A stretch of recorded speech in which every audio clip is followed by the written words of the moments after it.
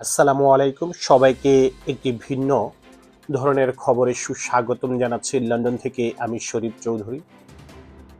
ব্রিটেনের কারাগারগুলোতে জায়গা না থাকার কারণে কয়েদিদেরকে ছেড়ে দেওয়া হচ্ছে এবং এই ধরনের একটি ব্যতিক্রমী ঘটনা ঘটেছে গতকাল মঙ্গলবার 10ই সেপ্টেম্বর লন্ডনে। ইংল্যান্ডের কারাগারগুলোতে বন্দীদের জায়গা সংকুলান না হওয়ায় ১৭৫০ জন বন্দীকে জেল থেকে মুক্তি দিয়েছে কারা কর্তৃপক্ষ। আজ মঙ্গলবার ইংল্যান্ড ও ওয়েলসের জেল থেকে ১৭৫০ জন বন্দীকে ছেড়ে দেওয়ার তথ্য নিশ্চিত করেছে স্বরাষ্ট্র দফতর। মুক্তি পাওয়া আসামিদের সকলের সাজা ছিল ৫ বছরের কম মেয়াদের। গত সপ্তাহে পরিসংখ্যানের মতে সর্বশেষ বন্দী ছিল ৮৮,৫২১ জন, যা ছিল ব্রিটেনের ইতিহাসে সর্বোচ্চ সংখ্যক জেল কয়েদি।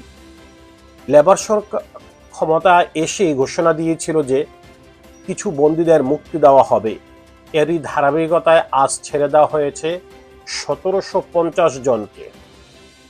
গত সপ্তাহে বিবিসির একজন সাংবাদিক ইংল্যান্ড ও ওয়েলসের কারাগারগুলোতে বন্দীদেরকে অধিক সংখ্যক ভিড় ও তাদের নিম্নতর জীবনযাপন মান নিয়ে একটি প্রতিবেদন প্রকাশ করে। প্রতিবেদনে দেখা যায় অতিরিক্ত ভিড়ের কারণে জেলগুলিতে মারাত্মক শারীরিক ও মানসিক সমস্যায় পতিত হচ্ছে কয়েদিরা। অনেকেই মানসিকভাবে বিকারগ্রস্ত হয়ে নানা অপরাধমূলক কর্মকাণ্ডে লিপ্ত হচ্ছে। নানা বিশৃঙ্খলার মধ্যে জীবন কাটানো বন্দীরা হিংস্র আচরণ শুরু করেছে কারারক্ষীদের সাথেও। বাসস্থানের পরিবেশ জরাজীর্ণ ও স্বাস্থ্যসম্মত নয়।